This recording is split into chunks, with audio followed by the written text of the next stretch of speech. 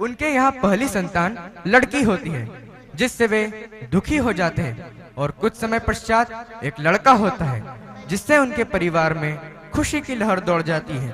लड़का अब स्कूल जाने लगता है। तो आइए आपको लिए चलते हैं इस परिवार में।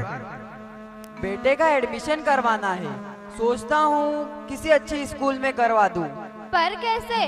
हमारे खाने के तो लाले पड़े हैं। इस महंगाई में फिर इतने पैसे कहाँ से आए? माँ, भूख लगी है, कुछ खाने को तो दो। कल भी तो बासी रोटी दी थी और रोहन को तो गरम गरम रोटियां।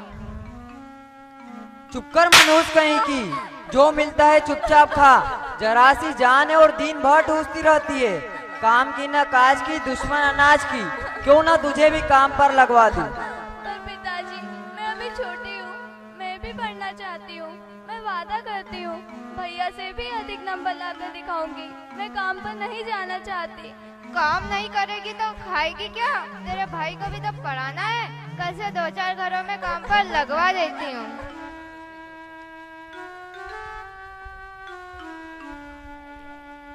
अगले दिन से माँ अपनी बेटी को काम पर लगवा देती है, परंतु वहाँ भी उसे प्रताड़ना व मार के अलावा कुछ नहीं मिलता है।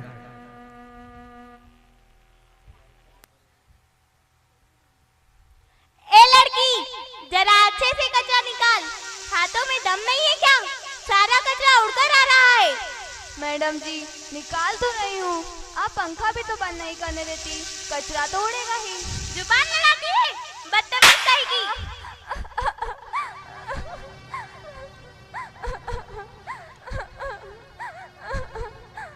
माँ, मैं कल से काम पर नहीं जाऊंगी, वो मैडम मारती है। तूने काम ही ऐसा किया होगा, मारे नहीं तो क्या तेरी आरती उतारे? चल जा, खाना पका, रोहन को भूख लगी होगी।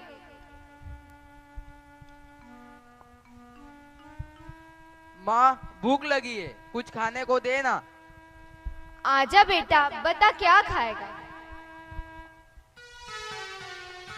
अरे रोहन, सर्कस लगा है, चल देख कर आते हैं। पिताजी, पैसे दे दो, सर्कस देखने जाना है। ले बेटा, जल्दी आना।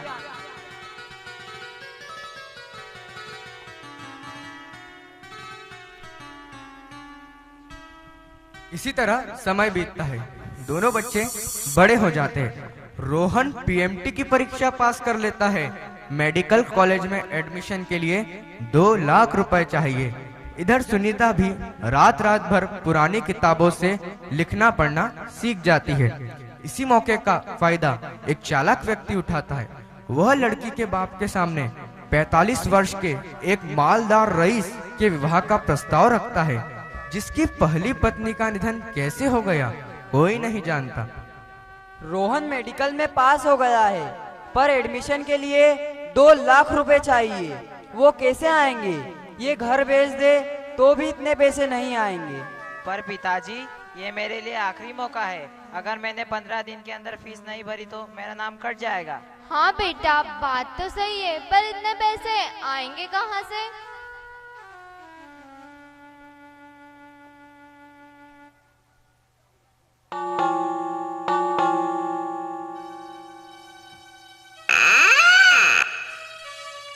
नमस्कार भैया। नमस्कार, पर आप है कौन? मैंने आपको पहचाना नहीं। अपना मददगार ही समझिए भैया, मदद करने आए हैं। कैसी मदद? तुम्हारी मदद, तुम्हें मेडिकल में एडमिशन दिलाने की मदद। क्या सच भैया? हाँ, पहले एक बात बताओ, बेटी का विवाह करोगे क्या? एक मालदार आदमी है, कहो तो बात चलाऊं। मतलब समझे नहीं। यदि बेटी का विवाह उससे करवाओगे तो पूरे 2 लाख रुपए मिलेंगे। पर मतलब क्या भैया? बस उम्र में कुछ सालों का अंतर है, करीब 30-35 साल। क्या? नहीं भैया, ये अंतर तो ज्यादा है। सोच लो, बेटे के भविष्य का सवाल है, फिर इतने पैसे कहाँ से लाओगे? अरे, उस मनहूस का क्या अचार डालेगी? और 2 साल बाद उसकी शादी का खर्च का भगवान उठाएगा? अच्छे रिश्ते को ठुकराया नहीं करते। तो ठीक है भैया, कल सुबह अपनी बेटी को दुल्हन बनाकर इस पते पर ले आना और रुपए ले जाना।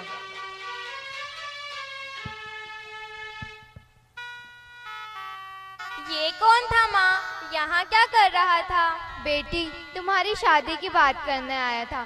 तुम्हारे लिए एक अच्छा रिश्ता लाया था। कल तुम्हारी शादी है और लड़के वालों ने हमें वहीं बुलाया है। अच्छे से तैयार हो जाना। पर माँ, मैंने तो उसे देखा भी नहीं। वो कौन है, कैसा है, ऐसे कैसे शादी कर लूं? चुप कर करमजली, ज्यादा सपने देखकर हवा में मत उड़। तेरे लिए क्या कोई राजकुमार आएगा? हमने सोच समझ कर ही रिश्ता तय किया है।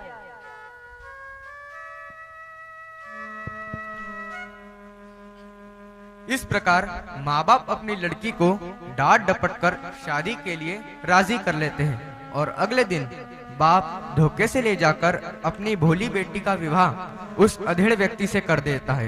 यहाँ भी उसे प्रताड़ना व अत्याचार के अलावा कुछ नहीं मिलता है।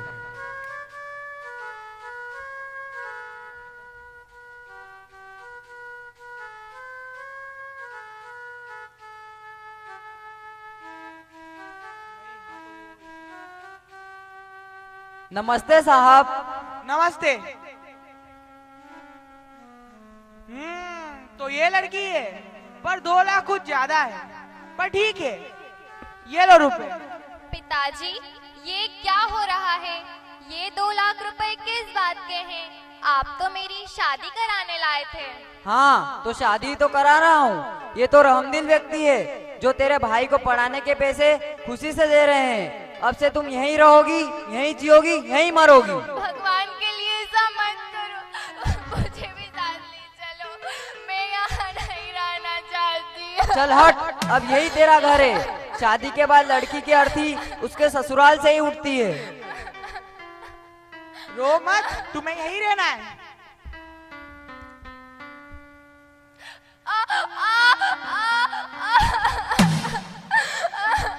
अब से तुझे यहीं रहना है, समझी?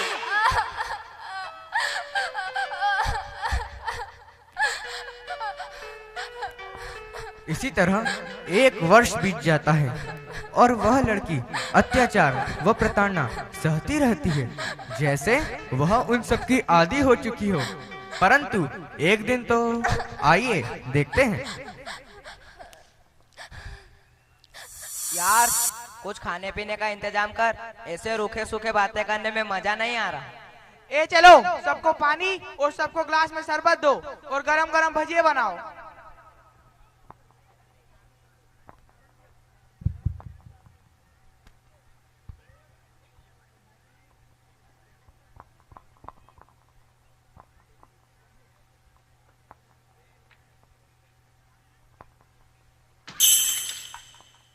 इतना वक्त बीत गया, पर तुम अभी तक हमारे तौर तरीके नहीं सीखी। इतना महंगा ग्लास तोड़ दिया। पहले ही 2 लाख भारी पड़ रहे और आज दिन नुकसान कर दी रहती है।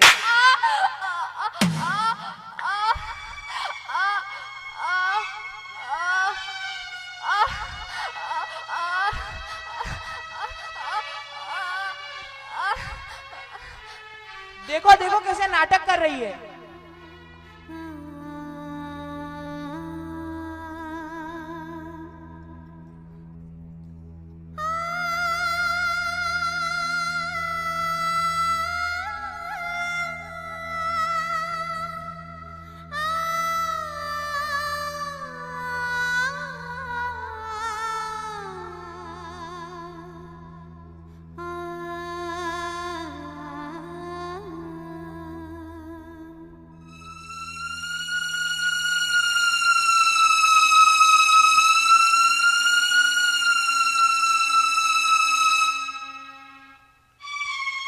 अरे, लगता है यह तो मर गई।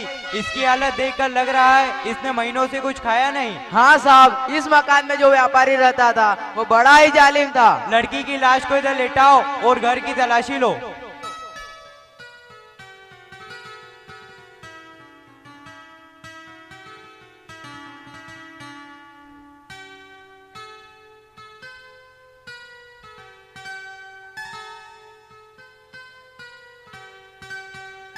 साहब, एक लिफाफा मिला है, शायद कुछ लिखा है। लाना जरा देखें क्या लिखा है।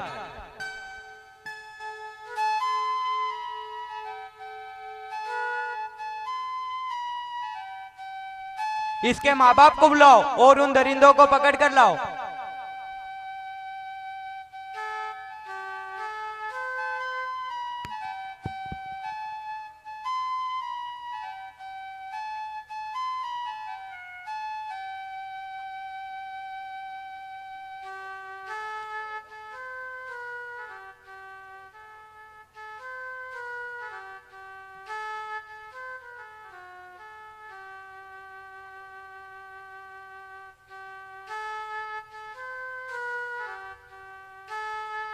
अरे कैसे निर्दयी माँ बाप हो जो अपने ही खून को यातना के दलदल में धकेल दिया।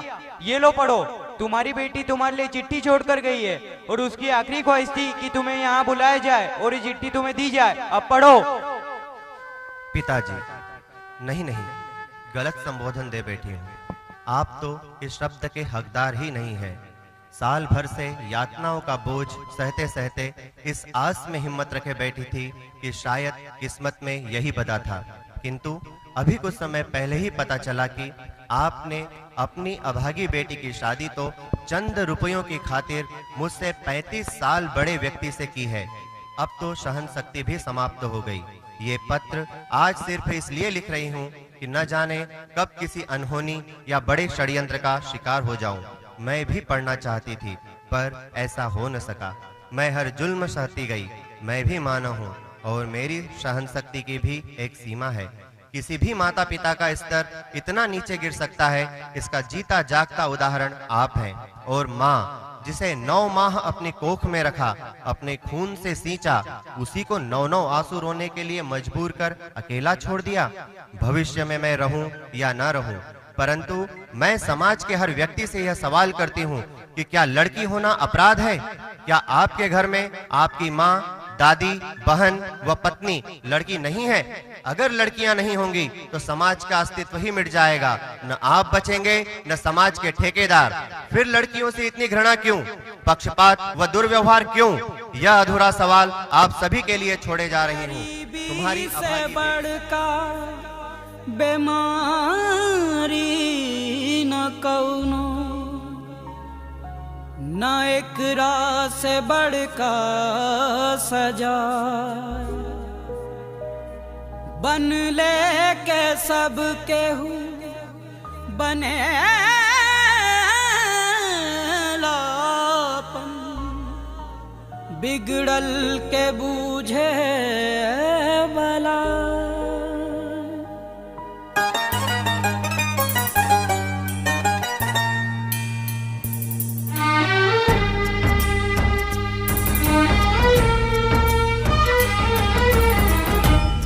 भगवान दिलवा अरज इहे करे, हे भगवान दिलवा अरज इहे करे। बेटी मत जन्मैह कवनो गरीबुआ के घरे, बेटी मत जन्मैह कवनो गरीबुआ के घरे।